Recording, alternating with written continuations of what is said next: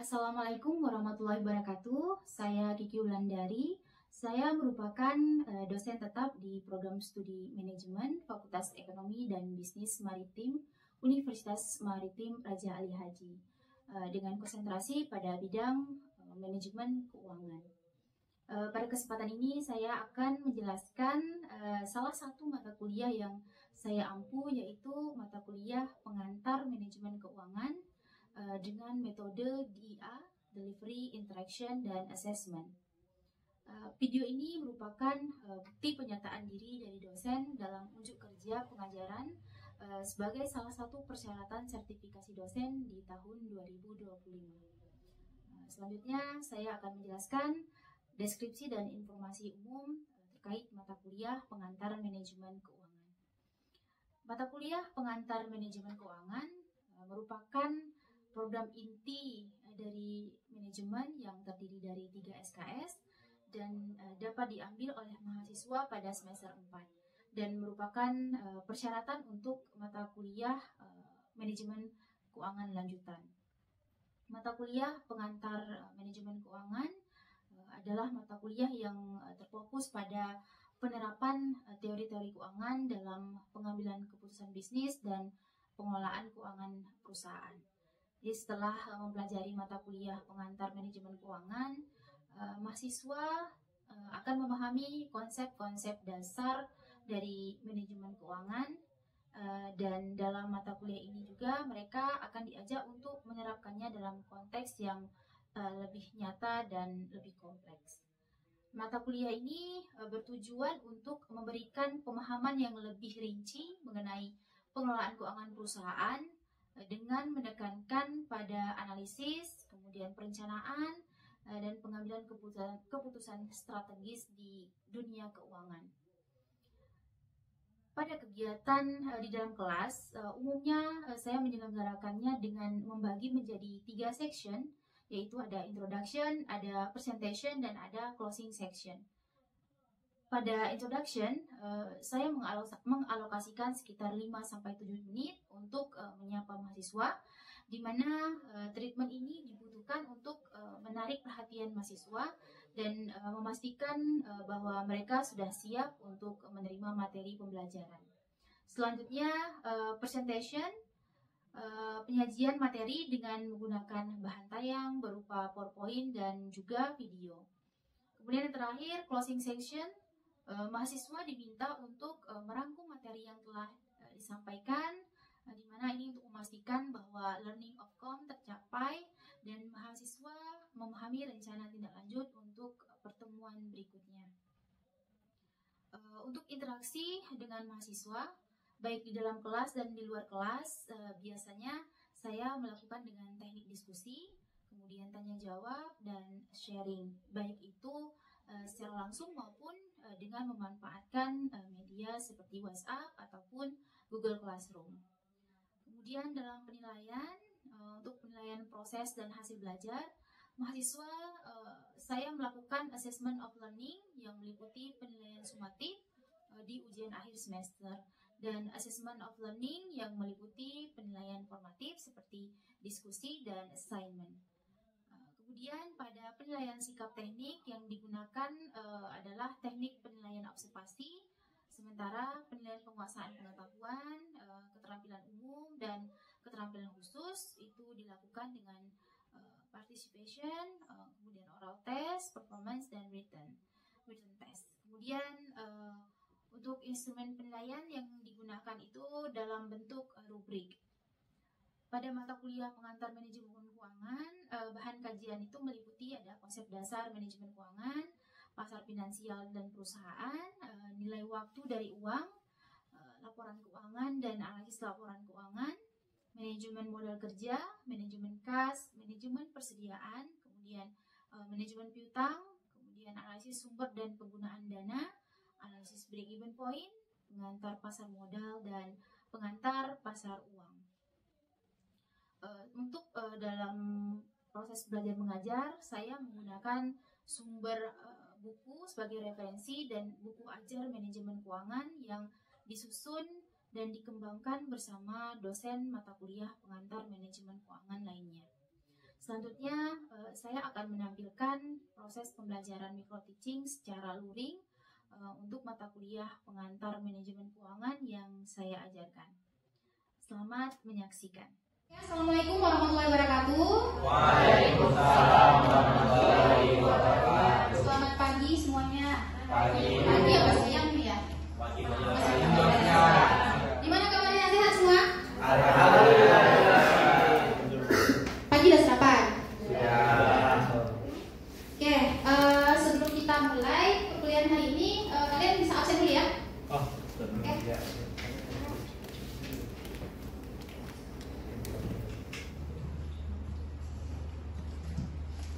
Oke ya. Oke, sebelum kita memulai pertemuan kita hari ini, Ibu mau flashback dulu terkait pertemuan kita yang di minggu kemarin, pertemuan yang kedua ya. Masih ingat tak? Materinya tentang apa? Tentang pasar finansial. Ada yang ingat tak? Pasar finansial itu apa? Leo, oke. Pasar finansial itu tempat bertemunya pihak yang butuh dana sama pihak yang punya dana, Bu. Pihak yang membutuhkan dana dan yang memiliki dana. Oke, ada yang lain? Pendapat lain? Oke, siapa namanya? Ibu lupa. Andre, apa Andre? Menteri peran sosial dalam perekonomian dengan memberikan akses kepada perusahaan untuk memperoleh dana yang dibutuhkan untuk membiayai kegiatan operasional dan ekspansi bisnis serta memberikan investor peluang untuk berinvestasi dalam berbagai instrumen keuangan. Catatannya lengkap ya. Jadi intinya apa? Intinya dia memiliki peran penting untuk mewadahi lah ya, mewadahi pihak perusahaan yang membutuhkan dana dan pihak investor yang ingin menginvestasikan dananya. Oke? Kemudian ada lagi pasar finansial. Pasar finansial terbagi menjadi berapa? Ada dua. Apa? Pasar modal, itu pertama pasar uang dan pasar modal. Oke, pasar uang dan pasar modal. Kira-kira pasar uang itu apa? Ada yang paham? Ada yang ingat?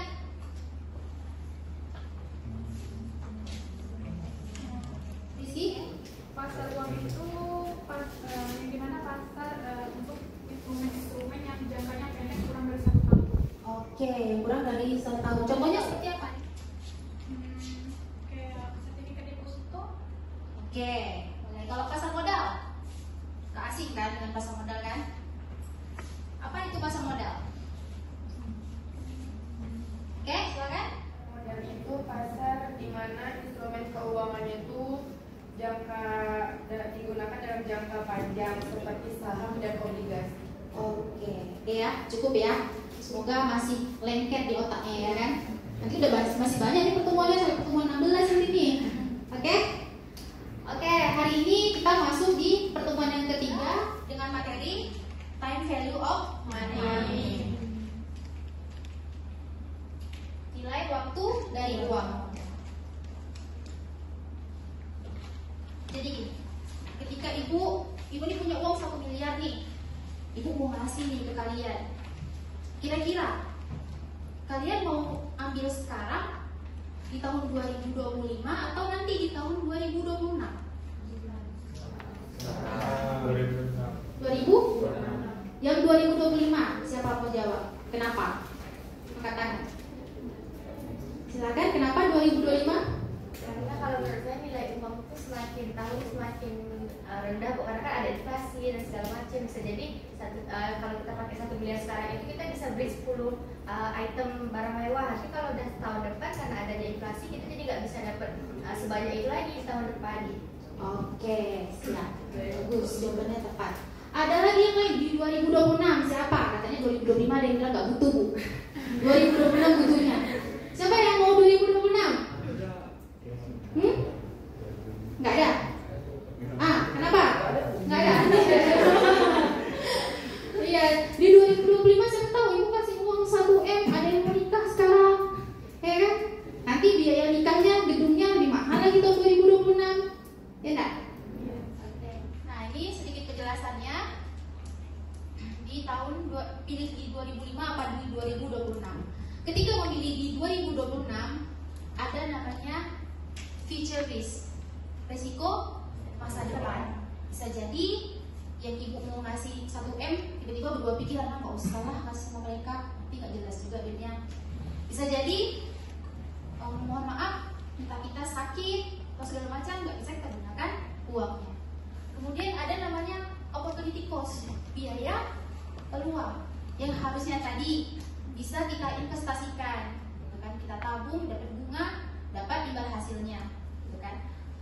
Uang 1 juta sekarang bisa kita beli, misalnya 1 miliar ya, kalau 1 juta aja lah, 1 juta bisa kita beli 10 baju.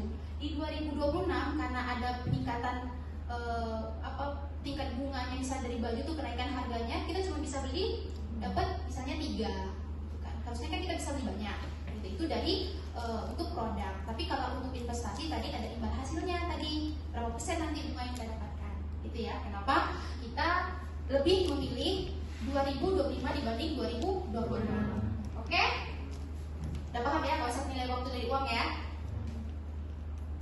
Nah, nilai waktu dari uang itu ada namanya, ada beberapa poin, ada 4. Ada namanya future value, ada present value, ada anuitas, ada perpetuitas.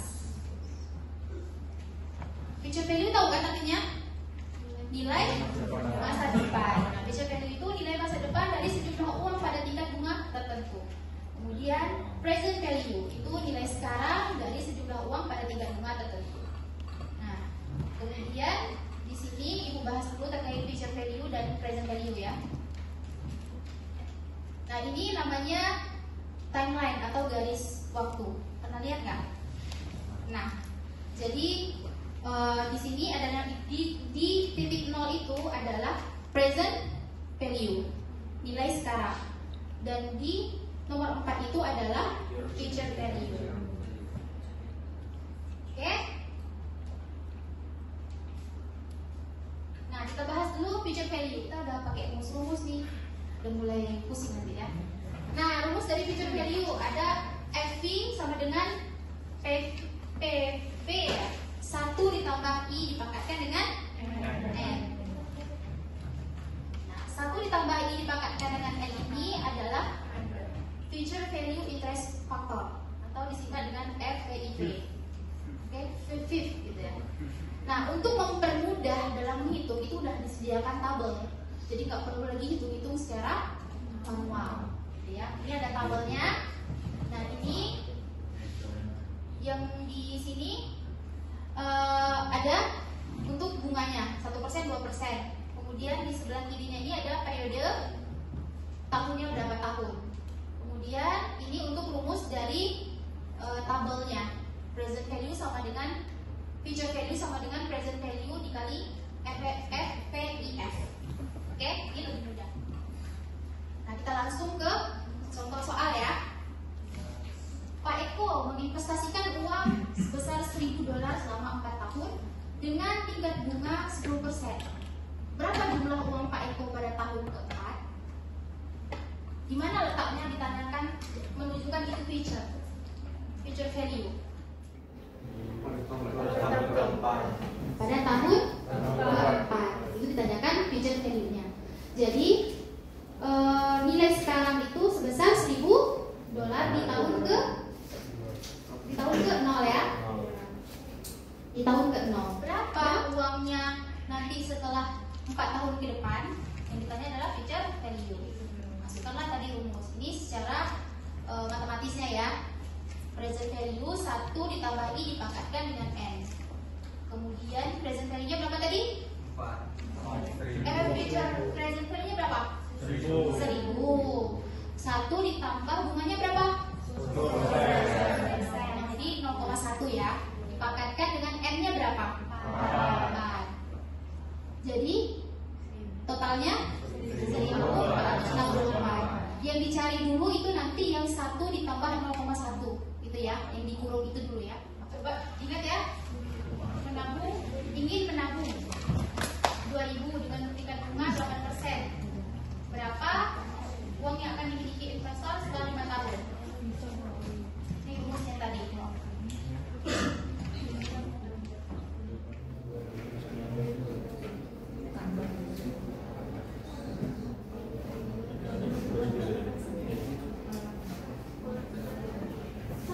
Faktornya bisa kan? 38. Iya, ini bulatkan dari Berapa?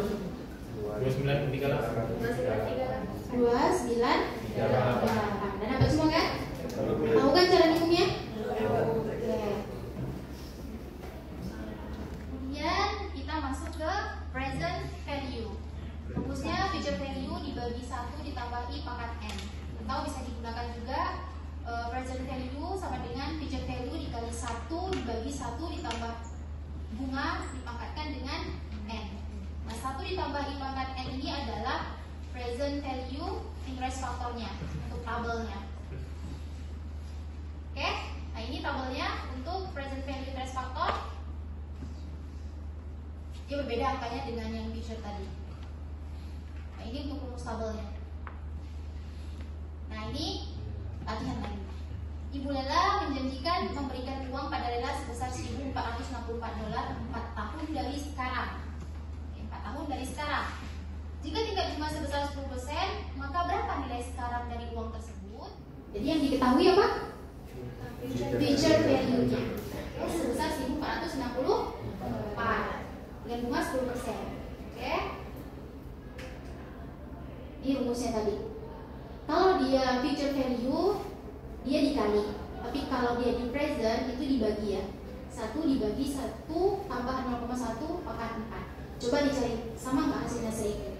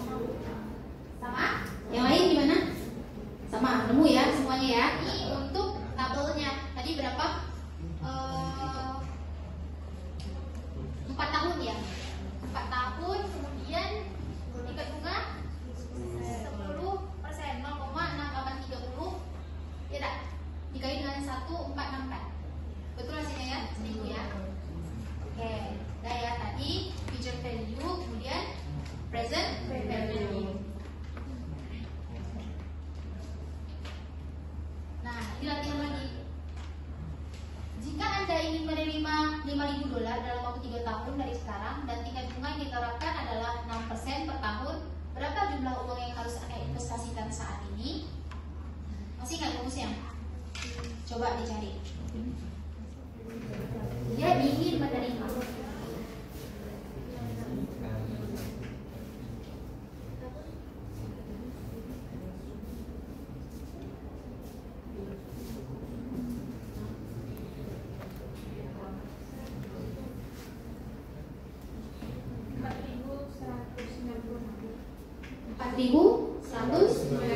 Sama ya semua ya? Sama. Belum nyari pun sama. Oke, next. Nah, tadi ada apa? Future value, present value, dan sekarang anuitas. Apa itu anuitas?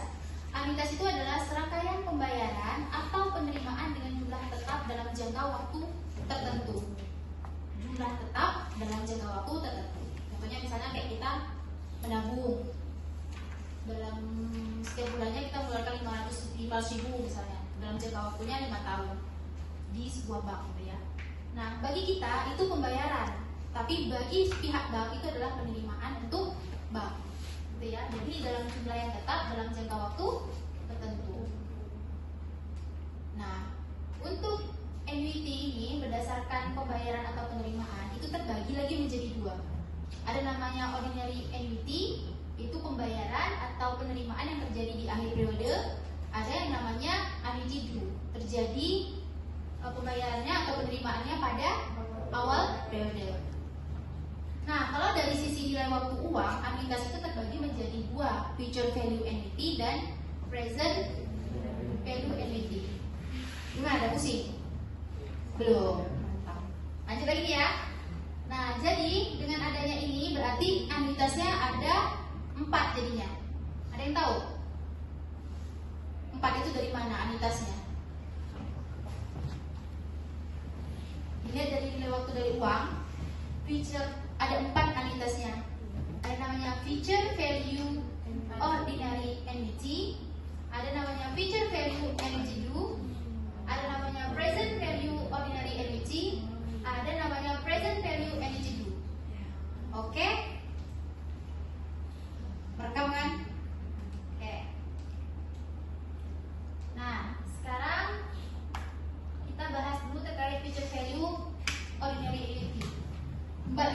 menabung rutin setiap akhir tahun sebesar $1.000 selama 4 tahun dengan bunga 10%. Berapa uang Mbak Nina setelah 4 tahun?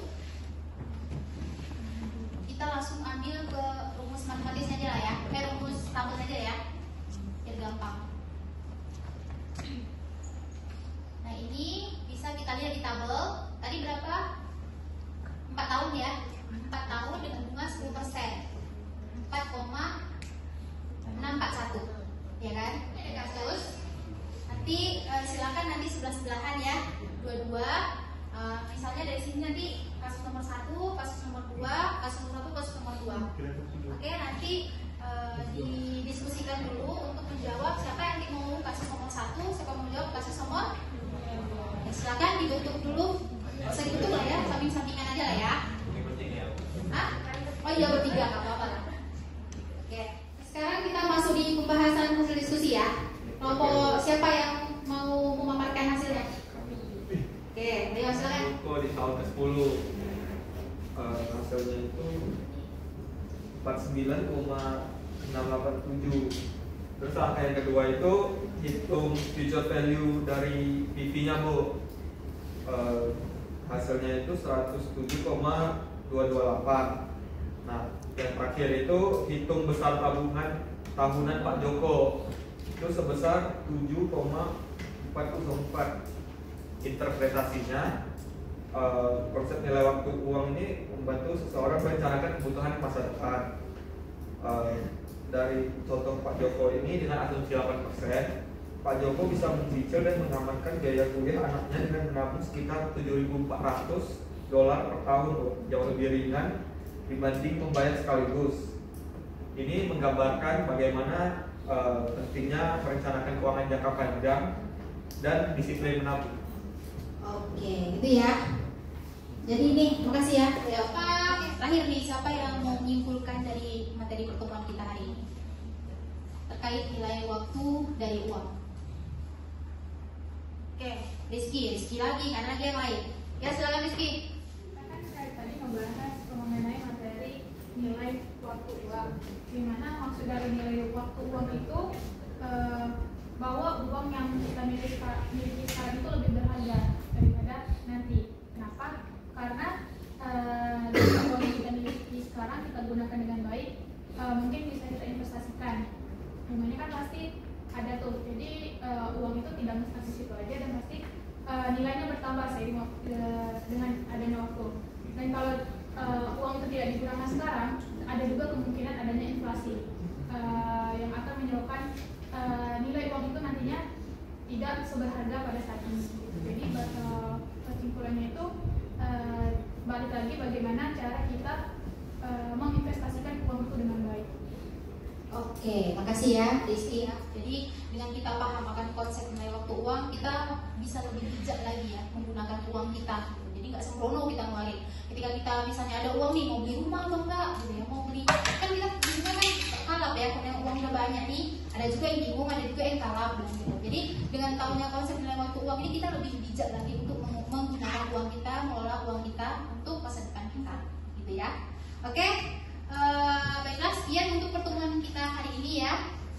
Selanjutnya nanti di analisis pertemuan berikutnya kita membahas terkait analisis laporan keuangan, gitu ya.